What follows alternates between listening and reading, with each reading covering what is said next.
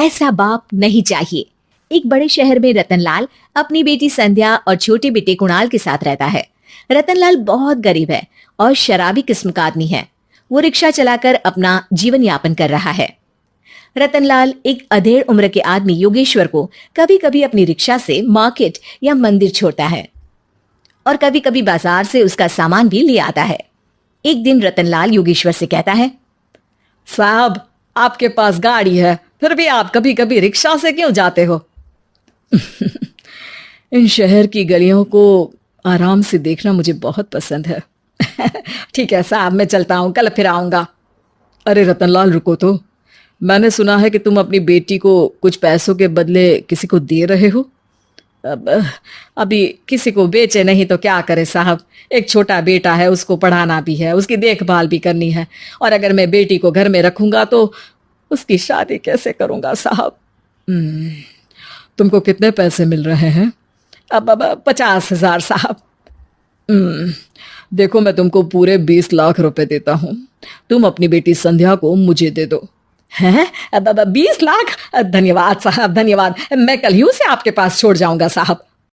अगले दिन रतनलाल संध्या को हमेशा के लिए योगेश्वर के यहाँ छोड़ आता है और बदले में 20 लाख रुपए लेकर घर आ जाता है। रतनलाल जिंदगी में पहली बार इतने पैसे पाकर बौखला गया। उसने एक अच्छा घर लिया। कुणाल, अब हमें कोई चिंता नहीं है, तो अब अच्छे से पढ़, खूब मन लगाकर पढ़ाई करना। पापा, मुझे पढ़ाई करना अच्छा नहीं लगता। अरे तूने अगर ज्यादा बकवास की ना तो बहुत मारूंगा। कल से तू अच्छे स्कूल में जाएगा तो जाएगा, हाँ बस। कुणाल का एडमिशन एक अच्छे स्कूल में हो जाता है, लेकिन आए दिन स्कूल से शिकायत आती ही रहती है। 10 साल बाद एक दिन प्रिंसिपल मैडम रतनलाल को स्कूल में बुलाती है। रतनलाल, आपका बेटा कुणाल बहुत आवारा हो गया है और ये बिल्कुल भी पढ़ाई नहीं करता है, बल्कि उसका दिमाग गलत कामों में जा रहा है। अब मैं उससे बात करूंगा मैडम। ठीक है, आज ये आखिरी मौका है, अगली बार तो मैं उसे स्कूल से ही बाहर निकाल दूंगी। रतनलाल घर आ जाता है और कुणाल से कहता है, कुणाल बेटा, मैं तुम्हारे ऊपर इतना पैसा लगा रहा हूं, फिर भी तुम स्कूल में सही से क्यों नहीं पढ़ते हो? आप तो रहने ही दीजिए, मैं सब जानता हूं कि ये पैसा कहां से आया है, और वैसे भी अब ये पैसा मेरा है। मेरा जो भी मन होगा मैं करूंगा। आज के बाद मैं कभी स्कूल नहीं जाने वाला। रतनलाल को अपनी बेटी की याद आती है और वो रोने लगता है। 5 साल बाद कुणाल एक दिन एक लड़की को शादी करके घर ले आता है। पिताजी, ये मेरी पत्नी है स्वीटी। तुमने शादी कर ली? हाँ, शादी कर ली मैंने, दिखाई नहीं दे रहा? और अब से आप फिर से कमाना शुरू कर दो, बहुत बैठ कर खा लिया। कुणाल, तुम इस बुड्ढे को घर में क्यों रख रहे हो? देखो ना, ये शराब पीता है, इसे घर से बाहर निकाल फेंको। अरे स्वीटी, ये मेरे पापा है, कैसे बाहर निकाल दूं? और वैसे भी घर में कोई तो चाहिए ना काम करने वाला, नौकर समझ कर रख लो। इस बुड्ढी को तो घर से बाहर निकाल कर ही रहूंगी मैं कब तक इसके लिए खाना बनाऊंगी? स्वीटी एक दिन घर के बाहर पार्क में अपनी दोस्तों के साथ बैठी होती है। तभी वो रतनलाल को बुलाती है। पिताजी, मेरे कमरे में मैं अपना फोन छोड़ आई हूँ, जरा ला कर तो देना। हाँ जरूर, अभी लेकर आता हूँ।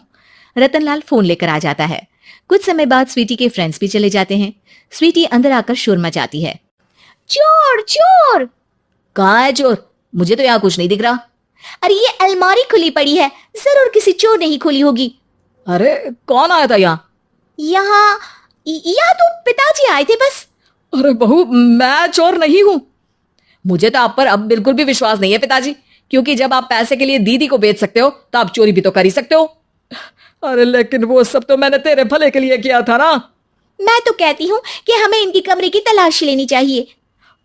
तुम बिल्कुल सही कह रही हो, चलो। स्वीटी और कुणाल दोनों रतनलाल के कमरे की तलाशी लेते हैं और उन्हें वहां स्वीटी की ज्वेलरी और पैसे मिल जाते हैं।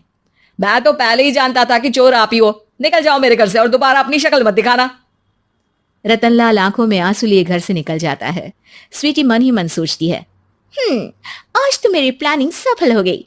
जैसा मैं चाहती थी ऐसा ही किया और बड़ी आसानी से उस बुड्ढी को चोरी का इल्जाम लगाकर घर से भगा दिया। रतनलाल की हालत अब ज्यादा खराब हो गई और वो सड़क पर बैठकर भीख मांगकर खाने लगा। एक दिन वहां एक गाड़ी आकर रुकी और सड़क पर बैठे सभी भिखारियों को अपने सेंटर ले गई। एनजीओ की मालिक संध्या एक एक करके सभी को सुविधा मुहैया कराती है। तभी उसकी नजर रतनलाल पर पड़ती है। पिताजी, संध्या तू? पिताजी, आपकी ये हालत कैसे हुई? ये सब मेरे बुरे कर्मों की सजा है जो मुझे मिल रही है। मुझे माफ कर दे बेटी। पिताजी, मैं आप पर बिल्कुल भी गुस्सा नहीं हूं, क्योंकि आपने मुझे यहाँ भेजकर अच्छा ही किया। मेरी जिंदगी बदल गई। लेकिन ये सब हुआ कैसे बेटा? आप ये नए कपड़े पहनो, तब तक मैं योगेश्वर अंकल को बुला कर लाती हूँ। योगेश्वर अंकल? हाँ अंकल। योगेश्वर जी ने तुझसे शादी नहीं की थी? नहीं तो पापा, उन्होंने तो मुझे पढ़ा लिखा कर इस काबिल बनाया है कि मैं आज सबकी सेवा कर पा रही हूँ। रतनलाल पश्चाताप करके रोता रहता है। तभी योगेश्वर भी वहां आ जाता है। रतनलाल जी, आपकी ये हालत कैसे हुई इतने सारे पैसों के बावजूद भी? क्योंकि मैंने बेटे और बेटी में भेदभाव किया था। लेकिन आपने ये कैसे किया, मुझे ये जानना है, बताइए। सालों पहले जब संध्या छोटी थी, तब मैंने एक बार एक आदमी से तुम्हें बात करते हुए सुना था, जो कुछ पैसों में संध्या को तुमसे खरीद कर शादी करना चाहता था। मैं उस समय एनजीओ में बच्चों के लिए ही काम कर रहा था और मैं किसी भी लड़की की जिंदगी खराब होते नहीं देख सकता था। इसलिए मैंने अपने जीवन की कमाई का एक बड़ा हिस्सा तुम्हें दे दिया था। सच में कितना गलत था मैं। मुझे माफ कर दो। अब आप दोनों मेरे साथ घर चलो और आज मैं अपना सच्चा प्रायश्चित करना चाहता हूं। योगेश्वर और संध्या रतनलाल के साथ घर जाते हैं। स्वीटी दरवाजा खोलती है। चोर भिखारी, तो फिर से आ गया? चल भाग यहाँ से बुड्ढे। ये घर तुम्हारे बाप का नहीं, मेरा है। बाहर निकलो यहाँ से। रतनलाल कुणाल और संध्या को घर से बाहर निकाल देता है। योगेश्वर जी, अब ये घर आपका है और अब आप यहाँ एक और एनजीओ खोल सकते हैं। शायद अब ये सच्चा प्रायश्चित है। संध्या अपने पिता के गले लग जाती है।